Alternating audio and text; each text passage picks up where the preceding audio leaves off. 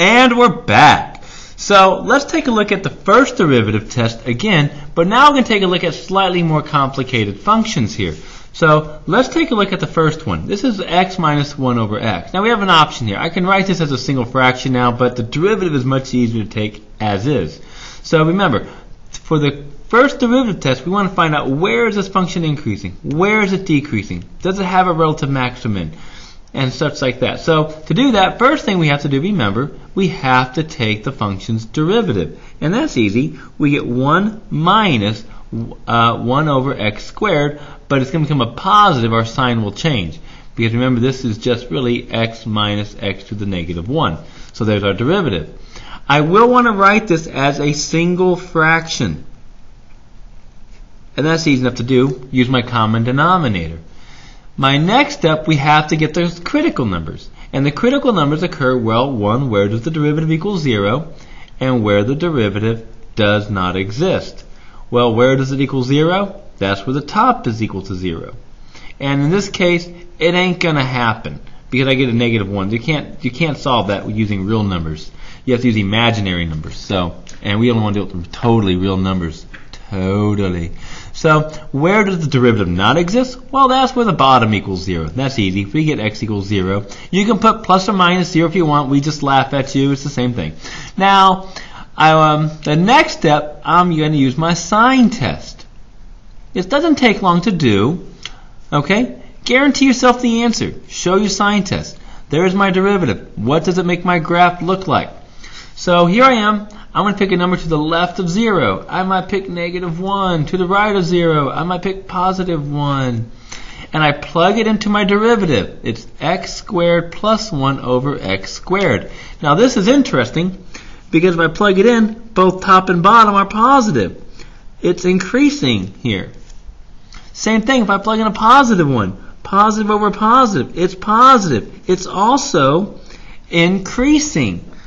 Now this is neat because when I start writing out my information here, where is this function increasing? It's increasing from negative infinity to 0.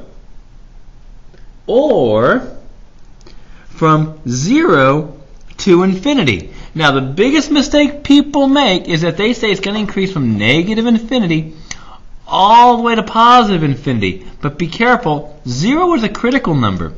0 said, in this case, 0, it was undefined. There's an asymptote there. So we can't include that one.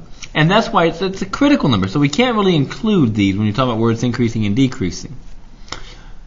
Where is this function now decreasing? Well, it never is. So nowhere. And that's pretty sad. All right. Where is there a relative maximum? Well, does the slope ever go, it goes positive, but it never goes negative. If a maximum has to occur, you have to go up and then down. So, none. It doesn't have one. And the same thing for the relative minimum. It never goes down and then up. So, it's not going to have one. None. Well, that problem was actually kind of boring. But it's easy.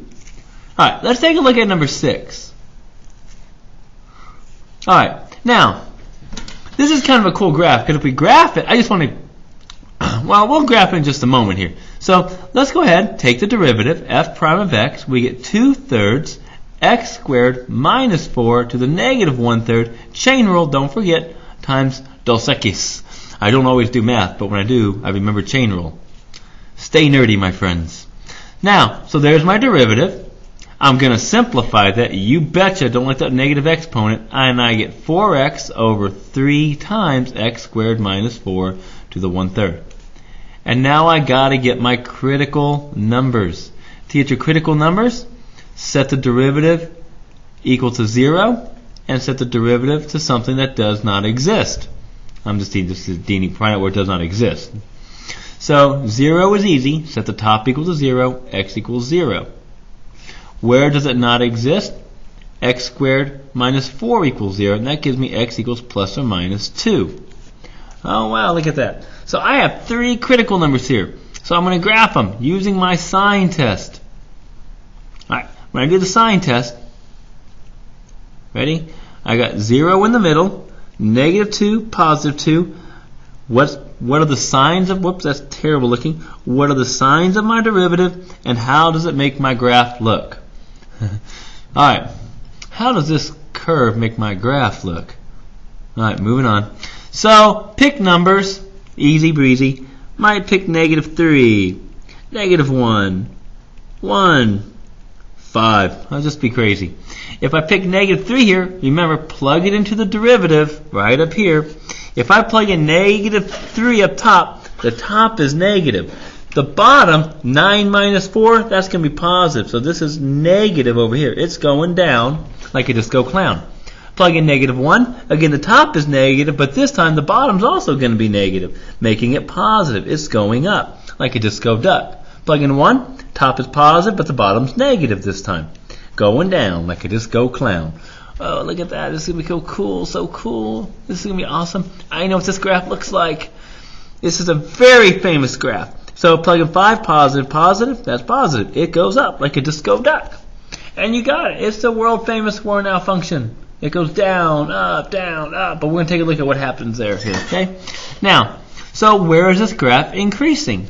From -2 to 0, or from 2 to infinity and beyond. And that is because the derivative greater than 0. Where is this graph decreasing? From -2 to 0.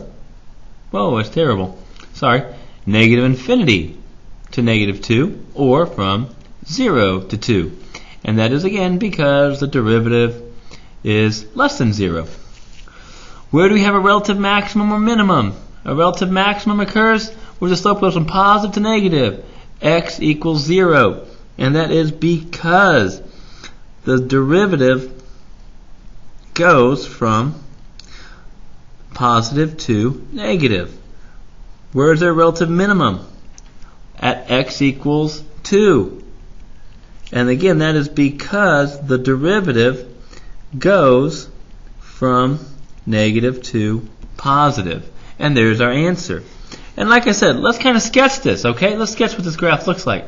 Now be careful. Remember, at -2 and at +2, the derivative does not exist. But the value does.